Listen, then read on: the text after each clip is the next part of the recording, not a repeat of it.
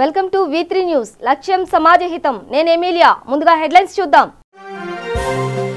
మోదీ హయాంలోనే జమ్మూ కాశ్మీర్లో ఉగ్రవాదం ఆందోళనకర స్థాయిలో పెరిగింది. ప్రధాని మోదీపై తీవ్ర విమర్శలు చేసిన జమ్మూ కాశ్మీర్ మాజీ సీఎం ఒమర్ అబ్దుల్లా. నంద్యాల ఎంపీ జనసేన నేత ఎస్పీవై రెడ్డి మృతి. ఎస్పీవై రెడ్డి మృతికి సంతాపం తెలిపిన సీఎం చంద్రబాబు నాయుడు, పవన్ కళ్యాణ్. 23 మంది విద్యార్థుల ప్రాణాలు పోవడానికి, దేశంలో తెలంగాణ రాష్ట్ర పరువు పోవడానికి కారణమైన ఇంటర్ బోర్డు అధికారులను సస్పెండ్ చేయాలి. బాధిత కుటుంబాలకు తగిన న్యాయం చేయాలని డిమాండ్ చేసిన రేవంత్ రెడ్డి. వరుస ఎన్నికలతో సందడిగా మారిన తెలంగాణ గ్రామాలు. పోటాపోటీ ప్రచారంలో దూసుకుపోతున్న ఇరు పార్టీల నేతలు. ఇక డీటెయిల్స్ చూస్తే, మోదీ ప్రధానిగా ఉన్న గత 5 ఏళ్ల కాలంలో జమ్మూ కాశ్మీర్లో ఉగ్రవాదం ఆందోళనకర స్థాయిలో పెరిగిందని ఆ రాష్ట్ర మాజీ ముఖ్యమంత్రి ఒమర్ అబ్దుల్లా మండిపడ్డారు. సోఫియాన్లో ఓ బహిరంగ సభలో ఆయన ప్రసంగిస్తూ మోదీపై విమర్శలు గుప్పించారు.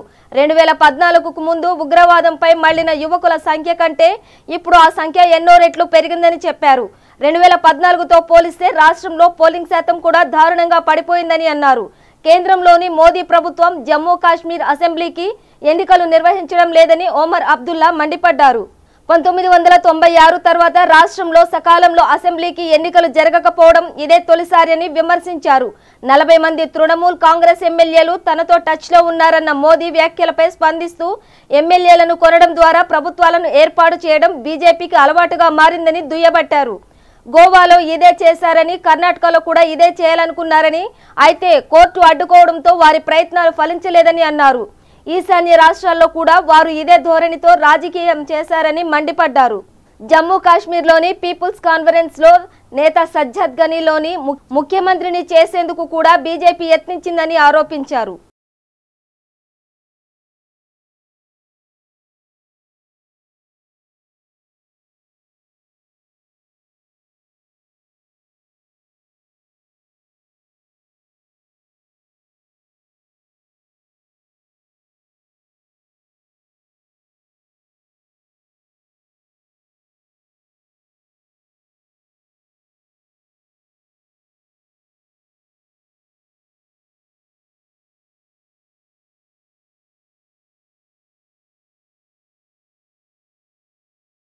గత కొంతకాలంగా తీవ్ర అనారోగ్యంతో బాధపడుతున్న నంద్యాల ఎంపీ జనసేన నేత ఎస్పీవై రెడ్డి మంగళవారం రాత్రి హైదరాబాద్ లో కన్నుమూశారు. గుండె ఊపిరితిత్తుల వ్యాధితో బాధపడుతున్న ఆయన బంజారాహిల్స్ లోని కేర్ ఆసుపత్రిలో చికిత్స పొందుతూ తుది శ్వాస విడిచారు. ఆయనకు భార్య, 2 కుమార్తెలు ఉన్నారు. 3 సార్లు ఎంపీగా గెలిచిన ఆయన విశేష సేవలు అందించారు. ఈ సార్వత్రిక ఎన్నికలకు ముందు జనసేనలో చేరిన ఎస్పీవై రెడ్డి నంద్యాల నుంచి బరిలో ఉన్నారు. గత నెలలో జనసేన చీఫ్ పవన్ తో కలిసి ఎన్నికల ప్రచారంలో పాల్గొన్న ఎస్పీవై రెడ్డి వడదెబ్బకు గురయ్యారు. తీవ్ర అస్వస్థతకు గురైన ఆయనను ఏప్రిల్ 3న బంజారాహిల్స్ లోని కేర్ ఆసుపత్రిలో చేర్చారు. అప్పటి నుంచి అక్కడే చికిత్స పొందుతున్న ఆయన పరిస్థితి విషమించడంతో మంగళవారం రాత్రి 10 గంటల సమయంలో మృతి చెందారు. ఆయన మరణ వార్తతో జనసేన శ్రేణులు విషాదంలో మునిగిపోయాయి. నంద్యాల ఎంపీ ఎస్పీవై రెడ్డి మృతికి ఆంధ్రప్రదేశ్ ముఖ్యమంత్రి నారా చంద్రబాబు నాయుడు ప్రగాఢ సంతాపం తెలిపారు. నంది గ్రూప్ సంస్థలు స్థాపించి ఎంతో మందికి ఉపాధి కల్పించిన గొప్ప మనిషి ఎస్పీవై అని కొనియాడారు. ఆయన మృతి కర్నూలు జిల్లాకు, నంద్యాల ప్రాంతానికి తీరని లోటన్నారు. ఎంపీగా ఆయన విశేష సేవలు ప్రశంసనీయమన్నారు. ఎస్పీవై రెడ్డి మృతి వార్త తెలిసి జనసేన అధినేత పవన్ కళ్యాణ్ తీవ్ర దిగ్భ్రాంతికి గురయ్యారు. ఆయన మృతికి తన ప్రగాఢ సంతాపం తెలిపారు. రాజకీయాల్లో హుందాతనం పాటించిన గొప్ప వ్యక్తి అని ప్రశంసించారు. రాజకీయాల్లో ఆయన అనుభవం, సేవాగుణం పార్టీకి ఎంతగానో ఉపయోగపడుతుందనే జనసేనలోకి ఆయనను ఆహ్వానించినట్టు చెప్పారు.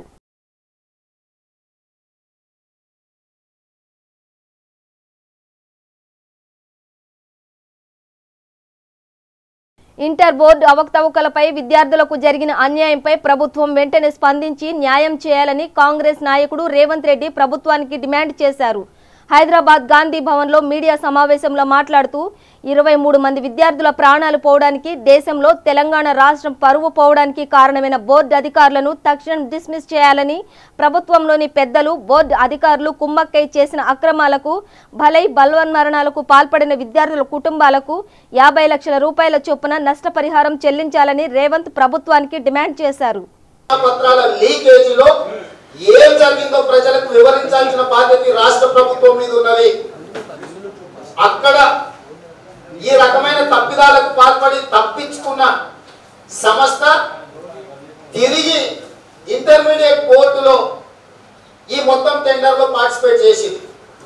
ఇవాళ రాష్ట్ర ప్రభుత్వం ఇంటర్మీడియట్ విషయంలో ఏం చెప్తుంది అంటే, మేము టెండర్లు పిలిచినాం, ఇద్దరు వ్యక్తులు టెండర్లలో 2 సంస్థలు పాల్గొని, ఒక సంస్థ మ్యాగ్నెటిక్ ఇన్ఫోటెక్ ప్రైవేట్ లిమిటెడ్, రెండో సంస్థ గ్లోబలినా సంస్థ.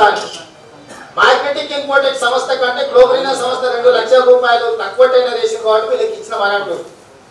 నేను సూటిగా కమిషనర్ గారిని, రాష్ట్ర ప్రభుత్వాన్ని, విద్యాశాఖ మంత్రిని అడుగుతున్నా, మ్యాగ్నెటిక్ ఇన్ఫోటెక్ సంస్థను SSC board, intermediate board already నిషేధించింది. వీళ్ళు గతంలో వీళ్ళ దగ్గర పనిచేసి తప్పుడు పనులకు పాల్పడ్డారు. నిషేధించిన సంస్థ చేసిన యొక్క టెండరు అధికంగా ఉంది, దానికంటే గ్లోబలినా సంస్థ టెండర్ తక్కువ ఉంది కాబట్టి వీళ్ళకి టెండర్ ఇచ్చినామని చెప్తున్నారంటేనే ఇందులో జరిగిన మతలబును ఆలోచన చేయాల్సిన అవసరం ఉన్నది. ఇలా గ్లోబలినా సంస్థ, మ్యాగ్నెటిక్ ఇన్ఫోటెక్ ప్రైవేట్ లిమిటెడ్ ఈ 2 కలిసి కాకినాడ జేఎన్టీయూను మోసం చేసి వాళ్ళిద్దరు జాయింట్ వెంచర్ కింద పనిచేసిన సర్టిఫికెటే ఇది. అంటే వీళ్ళిద్దరు భాగస్వాములు.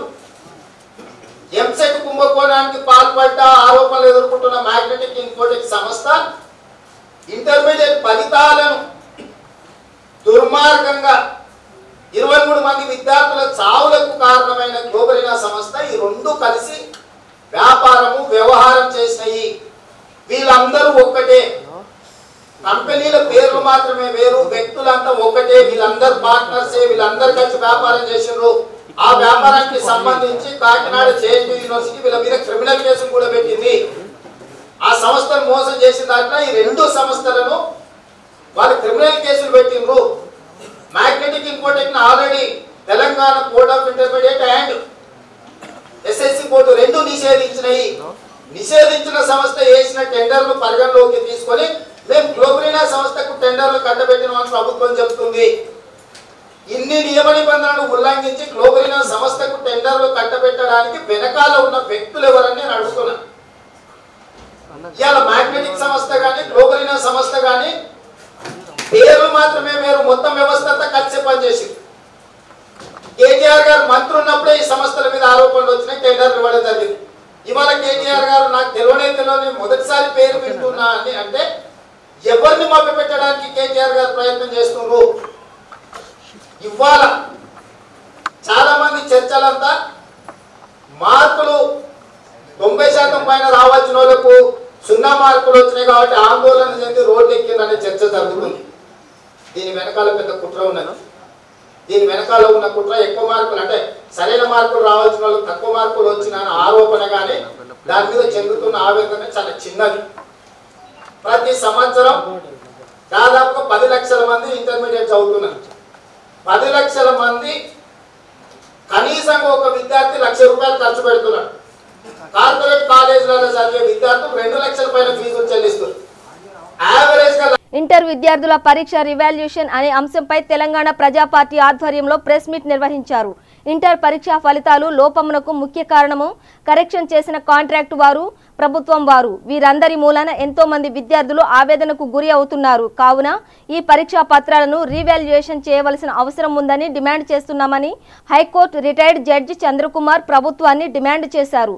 ర్యాండమ్గా 1000 పరీక్షా పత్రాలను మరలా రీవాల్యుయేషన్ చేసినచో తప్పు ఎవరిది అనేది తెలుస్తుంది అనగా రెండోసారి వేరే వారి ఆధ్వర్యంలో రిటైర్డ్ జడ్జెస్ మరియు ఇతర పెద్ద మనుషులు ఆధ్వర్యంలో కరెక్షన్ చేసినచో మొదటిలాగానే పరీక్షా పత్రాల ఫలితాలు వస్తే అది విద్యార్థుల తప్పు అని, దానికి విరుద్ధంగా వస్తే ప్రభుత్వాన్ని మరియు కాంట్రాక్ట్ తీసుకున్న వారిది తప్పు అని తేలిపోతుందని తన మనోభావాన్ని వ్యక్తం చేసెను.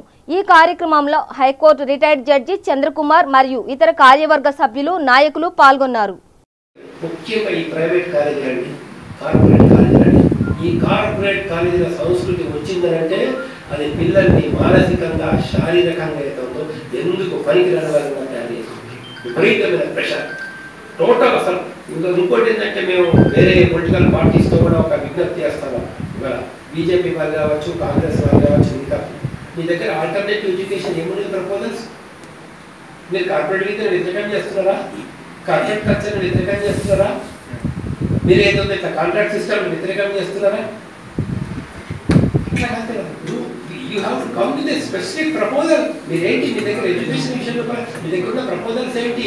అవేం లేకుండా ఉద్యమం మూవ్మెంట్ యూస్ చేస్తూ ఉంటే మరి మీరు వస్తున్నారు, మీరు గ్లోబల్గా సంథింగ్ ఇంకో సంస్థకి ఇస్తారు. అలా కాదు, ఒక ఆల్టర్నేటివ్ ఎఫెక్టివ్ ఇది ఖచ్చితంగా ఈ విధానాన్ని చేయాలా విద్యారంగంలో అనే ప్రపోజల్స్ వచ్చినారే. సరే, అది మా పార్టీకి, తెలంగాణ ప్రజల పార్టీకి ప్రతి విషయంలో స్పష్టమైనటువంటి అవగాహన. విద్య ఎట్లా ఉండాలా, వైద్యం ఎట్లా ఉండాలా, సమాజంలో ఎలాంటి మార్పులు కావాలా, ఇవాళ ఏ మేరకు విలువలు నశిస్తున్నాయంటే అసలు సబ్జెక్ట్ డిఫరెంట్ అయినా కూడా ఒక ప్రధానమంత్రి వ్యక్తి ఇవాళ వెస్ట్ బెంగాల్లో 40 మంది తృణమూల్ కాంగ్రెస్ ఎమ్మెల్యేలు మా వైపు చూస్తున్నారు అని చెప్పేసి చెప్తే మరి ఎంటీ డిఫెక్షన్లో ఏమవుతుంది? అదే ప్రైమ్ మినిస్టర్ మీరు డిఫెక్షన్ మీరు అంటే ఇన్వైట్ చేస్తున్నారా, డిఫెక్షన్ ప్రోత్సహిస్తున్నారా? ఎక్కడ విలువలు? ఆ లెవెల్లోనే విలువలు లేకపోతే ఇక కిందను ఇక్కడ స్టేట్ మినిస్టర్ దగ్గర ఉదాహరించుకోండి. అది మెయింటైన్ చేయాలని చెప్పి నేను చెప్తాను. గవర్నమెంట్ డిమాండ్ చేస్తాను, టోటల్ రివాల్యుయేషన్ చేసి విద్యార్థుల భవిష్యత్తుకు మీరు అష్యూరెన్స్ ఇవ్వాలి. విద్యార్థుల తల్లిదండ్రులకు విద్యార్థులకు నమ్మకం కట్టనే చనిపోయినటువంటి ప్రతి విద్యార్థి కుటుంబానికి కూడా తగినంత పరిష్కారం మీరు పారితోషికం ఇవ్వాల్సిన బాధ్యత ప్రభుత్వం మీద ఉందని చెప్పేది కూడా నేను డిమాండ్ చేస్తున్నాను. అంజీకు ఇంటర్ విద్యార్థుల ఆత్మహత్యలు చాలా బాధాకరం. ఈరోజు గెలిపోవటంలో సహజం అనేటువంటి విషయం. దీన్ని తల్లిదండ్రులు, ఉపాధ్యాయులు అందరూ కూడా చెప్పి ఏ విద్యార్థి కూడా ఆత్మహత్యలు చేసుకోకుండా మనోస్థైర్యాన్ని కలిగించాల్సిన అవసరం ఉంది. రెండవది ఏదైతే ఉందో, ఈరోజు ప్రభుత్వం ఇంటర్మీడియట్ బోర్డు ఒక సంస్థకు, ఒక ప్రైవేట్ సంస్థకు ఇవాళ పేపర్ వాల్యుయేషన్ బాధ్యతను, ఈ రిజల్ట్స్ డిక్లేర్ చేసే బాధ్యతను ఇవ్వడం అనేది జరిగింది. ఆ సంస్థకు టెక్నికల్గా అలాంటి సామర్థ్యం లేదని చెప్పేసి చాలా స్పష్టంగా మనకు తెలుస్తున్నది. అలాంటప్పుడు అలాంటి సంస్థకు ఎందుకని ఇచ్చారు? ఈ విధంగా గత ఎన్నో సంవత్సరాల నుంచి చేస్తున్నటువంటి సంస్థల నుంచి ఇవన్నీ తీసేసి ఇంకొక సంస్థకు, గ్లోబరీనా సంస్థకు ఈ సంవత్సరం ఇవ్వాల్సినటువంటి అవసరం ఏమొచ్చింది? ఇవ్వడంలో ఎవరు ప్రధాన పాత్ర వహించినారు, అందులో ఎంత శాతం డబ్బులు చేతులు మారినాయి అనే విషయం లోపల సమగ్రమైనటువంటి ఎంక్వైరీ చేసి అటువంటి వ్యక్తుల మీద, మంత్రులైనా ఎవరైనా వాళ్ళ మీద తగినటువంటి చర్య ప్రభుత్వం తీసుకోవాలని డిమాండ్ చేస్తారు. రెండవది ఏదైతే ఉందో, మన ఒక రోజుకు 30 పేపర్లు కలెక్షన్ చేసేది ఉంటే మన దాదాపు 60 పేపర్స్ కరెక్షన్ చేయించి రకరకాల ఒత్తిడి తీసుకొచ్చి మిస్టేక్స్ జరిగినాయి కాబట్టి మొత్తం రివాల్యుయేషన్ చేసేసి, ఇవాళ కొద్ది లేట్ అయినా పర్వాలేదు, రివాల్యుయేషన్ చేసేసి ఏ విద్యార్థికి కూడా అన్యాయం జరగకుండా ప్రభుత్వం చర్యలు తీసుకోవాల్సిన అవసరం ఉంది. ఇవాళ ఎవరైతే మిస్టేక్స్ చేసినారో వాళ్ళు అదే అధికారంలో కొనసాగిస్తూ ఉంటే వాస్తవాలు ఎట్లా బయటకు వస్తాయి? కాబట్టి ఇంటర్మీడియట్ బోర్డు అధికారులు కానీ, ఆ సంబంధిత శాఖ మంత్రుల్ని కానీ వాళ్ళ నుంచి ఆ బాధ్యతలు అప్పగించేసి వేరే సంస్థ ద్వారా, వేరే వాళ్ళ ద్వారా నిజమైనటువంటి ఎంక్వైరీ చేయించాల్సిన బాధ్యత. ఇప్పుడు రీకౌంటింగ్ చేస్తే సరిపోతుంది, రీవాల్యుయేషన్ అవసరం లేదని కొంతమంది ఆర్గ్యూ చేస్తున్నారు. మేము ఒకటి చెప్తున్నాం, కనీసం ఒక 1000 పేపర్స్ను మీరు తీసుకొని ఆ 1000 పేపర్లను మీరు రివాల్యుయేషన్ చేసి చూడండి. ఒకవేళ ఎక్కువ కనుక తేడా వచ్చినట్టయితే అది మొత్తం పేపర్స్ని రివాల్యుయేషన్ చేయొచ్చు. 1000 పేపర్లలో 990 వరకు కూడా కరెక్ట్గా ఉన్నట్లయితే అప్పుడు మీరు రివాల్యుయేషన్ చేయాల్సిన అవసరం లేదు. ఒక శాంపుల్గా మీరు ఒక 1000 పేపర్స్ తీసుకొని గవర్నమెంట్ కూడా, హైకోర్టు ముందు కూడా ఆ ప్రపోజల్ పెట్టచ్చు రివాల్యుయేషన్ చేసేటప్పుడు. అది కూడా ఇండిపెండెంట్ సంస్థ చేత, ఒక రిటైర్డ్ న్యాయమూర్తుల చేత కానీ, ఒక ఇండిపెండెంట్ సంస్థ చేత కానీ అది కనుక చేయించినట్లయితే బాగుంటుందని మా డిమాండ్. రివాల్యుయేషన్ చేస్తే ఒకవేళ అందులో కనీసం 30%, 40% కూడా మిస్టేక్స్ వచ్చినప్పుడు టోటల్ పేపర్స్ రివాల్యుయేషన్ చేయాల్సిన అవసరం ఉందని. మనం చేసిన మిస్టేక్ వల్ల ఒక విద్యార్థి జీవితాన్ని మనం బలిగొనడం ఎంతవరకు న్యాయం? మనం చేసిన విద్యార్థులు ఒక 2 మార్కులు తగ్గినా, 3 మార్కులు తగ్గినా కూడా ఆ రోజుకు 30 పేపర్లు కరెక్షన్ చేయాలండి. రోజుకు 30 పేపర్లు కరెక్షన్ చేసేది నువ్వు రోజుకు 60 పేపర్లు కరెక్షన్ చేయమని అంటే ఎలా సాధ్యమవుతుంది? హడావిడిగా చేయాలా వాళ్ళు కరెక్షన్, వాల్యుయేషన్ హడావిడిగా చేయాల్సి వస్తున్నది. ఓన్లీ రీకౌంటింగ్ వల్లనే కూడా లాభం లేదు. కర్నూలు జిల్లా ఆలూరు నియోజకవర్గంలోని దేవనకొండ మండలం తెర్నేకల్ గ్రామానికి చెందిన రైతు మాల నాగేంద్రకు చెందిన 1.5 ఎకరం చెరుకు పంట అగ్నికి ఆహుతైంది. ఈ ప్రమాదం జరగడానికి తన పొలంలో ఉన్న ట్రాన్స్ఫారం దగ్గర షార్ట్ సర్క్యూట్ వలన జరిగిందని, పంట విలువ దాదాపుగా ₹1,00,000 వరకు ఉంటుందని రైతు తెలిపారు. ఈ ప్రమాదాన్ని పరీక్షించడానికి వచ్చిన మండల ఎంఆర్ఓ మరియు వ్యవసాయ అధికారి ప్రమాదాన్ని అంచనా వేసి జిల్లా కలెక్టర్కు నివేదిక తయారు చేసి తెలియజేస్తామన్నారు.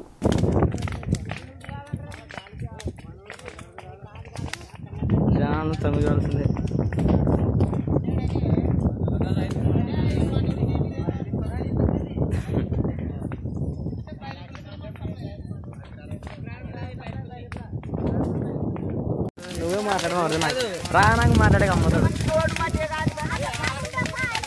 ఇది చెర్నకల్ బయలుపల్ల రోడ్డుకి ఇది ఫైర్ అయ్యి కరెంటు వల్ల పంట నష్టం అవుతున్నది. అందువల్ల దీనికి పశ్చిమారాన్ని ఎవరన్నా మాట్లాడాను. నువ్వేమన్నా నష్టపరిహారం ఏమన్నా ఇది చేస్తారని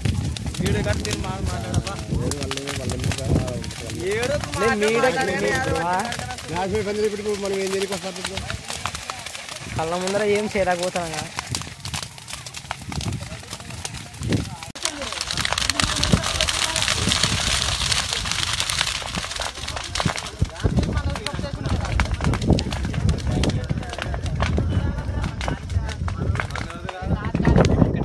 జనగామ జిల్లా లింగాల గణపురం మండలం కాంగ్రెస్ పార్టీ జెడ్పీటీసీ అభ్యర్థి పోరెడ్డి మల్లారెడ్డి, ఎంపీటీసీ అభ్యర్థి వర్రే బాలరాజు పలు గ్రామాల్లో ప్రచారం నిర్వహించారు.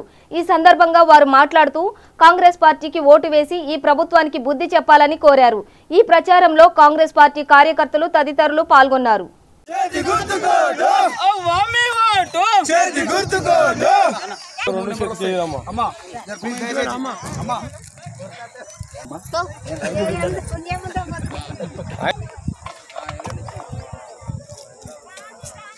జై కాంగ్రెస్, జై కాంగ్రెస్, జై కాంగ్రెస్, జై కాంగ్రెస్, జై కాంగ్రెస్, జై కాంగ్రెస్, జై గుర్తుకే జై గుర్తు. ఆయన వేరే మండలం, ఆయన మన మండలం కాదు.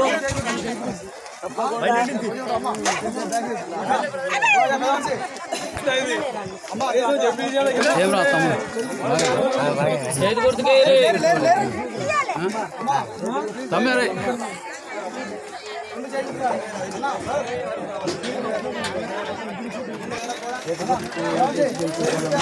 జెడ్పీటీసీ మన మండలంలో కాదు నిలబడ్డది. ఇప్పుడు అన్న మన మండలం, మన చేతి గుర్తుకేయాలి.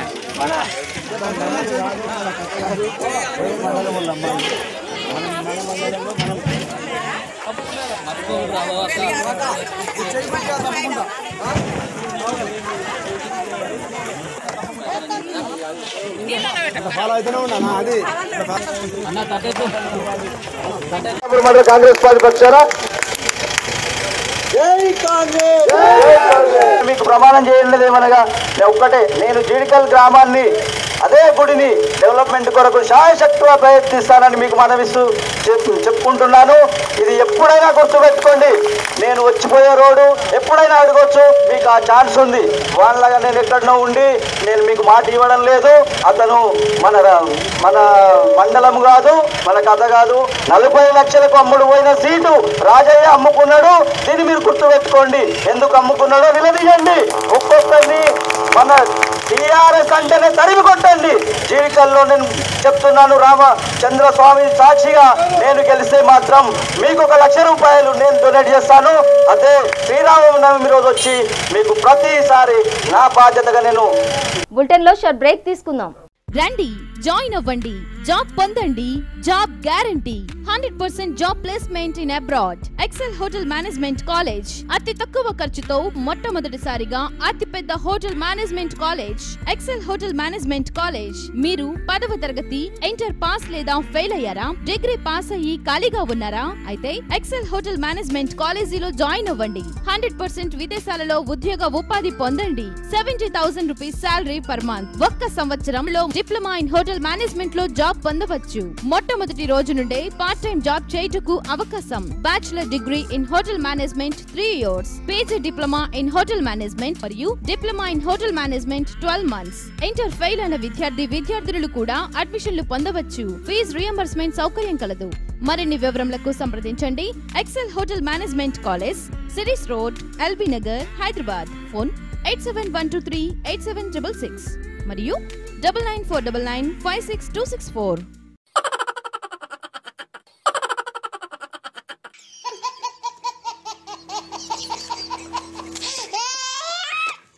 గిలిగిలిగా ప్రతిరోజు ఉదయం 11 గంటలకు, తిరిగి రాత్రి 9:30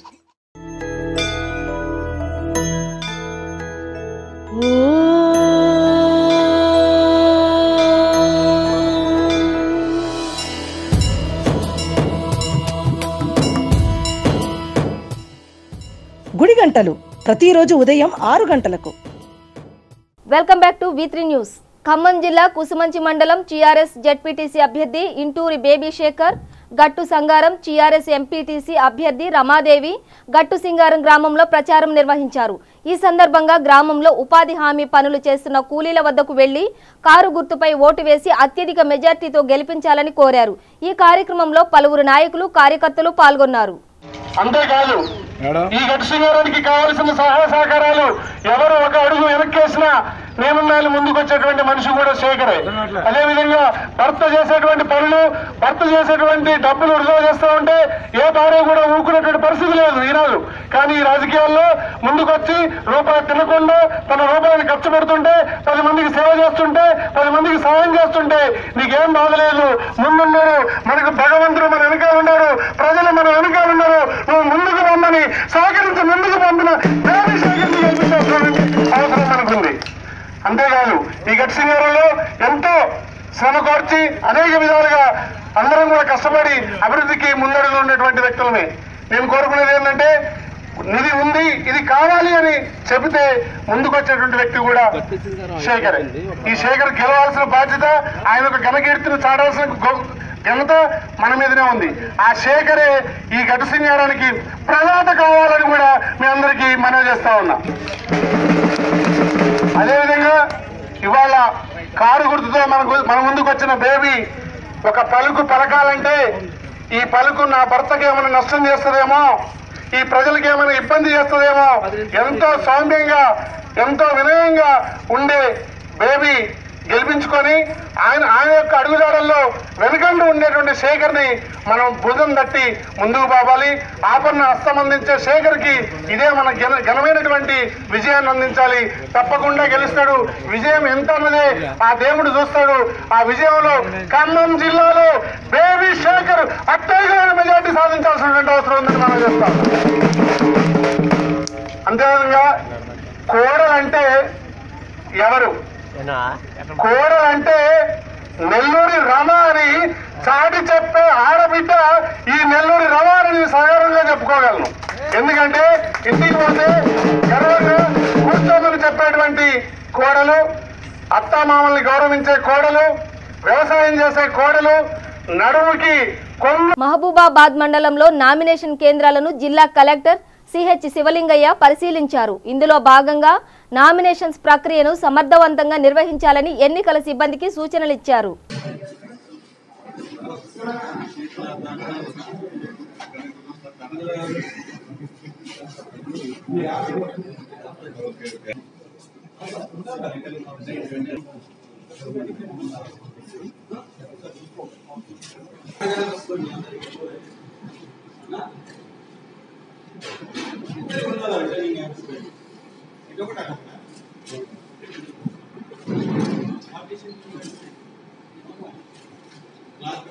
స్థానిక సంస్థల్లో ఈ ఎంపీటీసీ, జెడ్పీటీసీ ఎన్నికలకు సంబంధించి మనం 3వ దశకు వచ్చేసాం.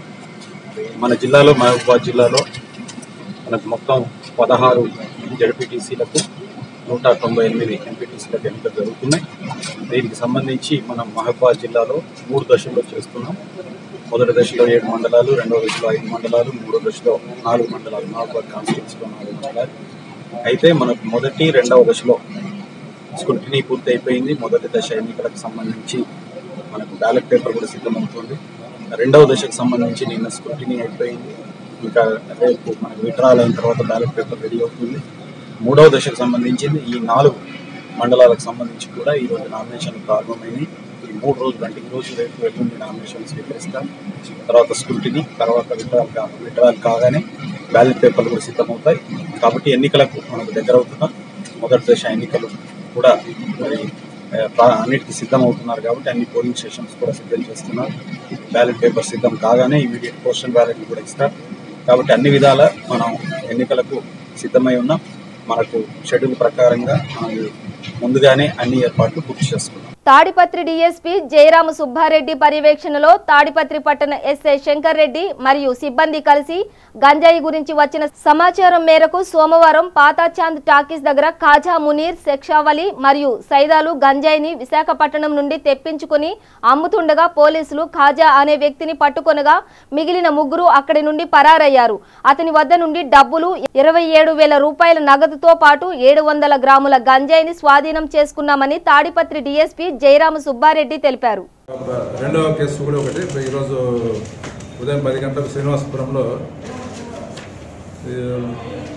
ఈ మహమ్మద్ ఇమ్రాన్, పల్ల గోవర్ధన్ అనే వాళ్ళు వీళ్ళు కూడా అక్కడ మటకాలు వస్తుంటే వాళ్ళ దగ్గర నుంచి 5,650 రూపాయలు క్యాష్ రికవరీ చేయడం జరిగింది. వాళ్ళ పైన కూడా పోయి కేసు రిజిస్టర్ చేస్తే వాళ్ళని కూడా ఈరోజు కోర్టుకు తరలించడం జరుగుతుంది. హైదరాబాద్ నేరేడ్మెట్ పోలీస్ స్టేషన్ పరిధిలోని సఫీల్గూడ మినీ ట్యాంక్ బండ వద్ద ఆర్టీసీ బస్ ఢీకొట్టడంతో ఓ వ్యక్తి అక్కడికక్కడే మృతి చెందాడు. పోలీసులు కేసు నమోదు చేసుకుని దర్యాప్తు చేస్తున్నారు.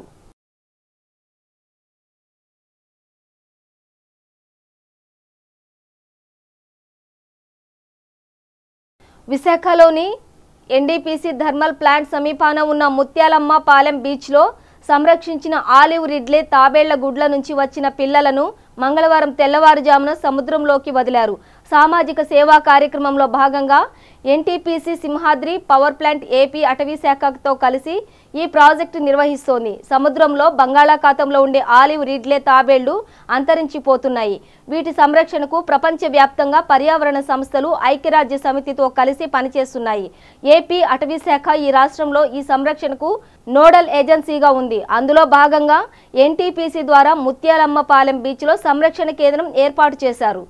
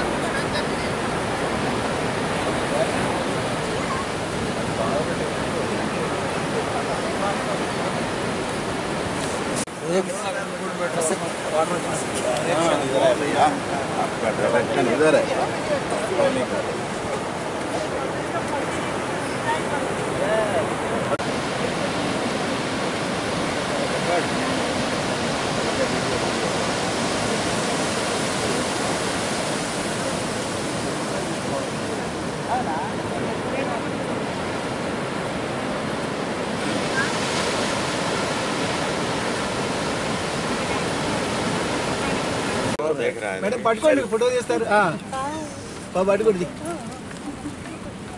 वो भी फोटो दे रहा है. देखिए उसको भी समझ है कि పట్టుకోండి పట్టుకోండి మేడం, పట్టుకోండి మేడం. ఇట్లా లేకపోతే మీరు ఇట్లా రండి సార్. ఆకులు రాని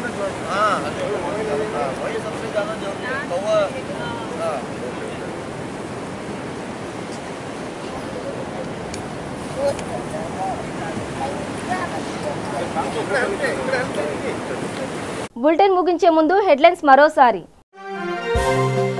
మోదీ హయాంలోనే జమ్మూ కాశ్మీర్లో ఉగ్రవాదం ఆందోళనకర స్థాయిలో పెరిగింది. ప్రధాని మోదీపై తీవ్ర విమర్శలు చేసిన జమ్మూ కాశ్మీర్ మాజీ సీఎం ఒమర్ అబ్దుల్లా. నంద్యాల ఎంపీ జనసేన నేత ఎస్పీవై రెడ్డి మృతి. ఎస్పీవై రెడ్డి మృతికి సంతాపం తెలిపిన సీఎం చంద్రబాబు నాయుడు, పవన్ కళ్యాణ్. 23 మంది విద్యార్థుల ప్రాణాలు పోవడానికి, దేశంలో తెలంగాణ రాష్ట్ర పరువు పోవడానికి కారణమైన ఇంటర్ బోర్డు అధికారులను సస్పెండ్ చేయాలి. బాధిత కుటుంబాలకు తగిన న్యాయం చేయాలని డిమాండ్ చేసిన రేవంత్ రెడ్డి. వరుస ఎన్నికలతో సందడిగా మారిన తెలంగాణ గ్రామాలు, పోటాపోటీ ప్రచారంలో దూసుకుపోతున్న ఇరు పార్టీల నేతలు. ఇవి బులెటిన్ విశేషాలు. చూస్తూనే ఉండండి V3 న్యూస్, లక్ష్యం సమాజహితం.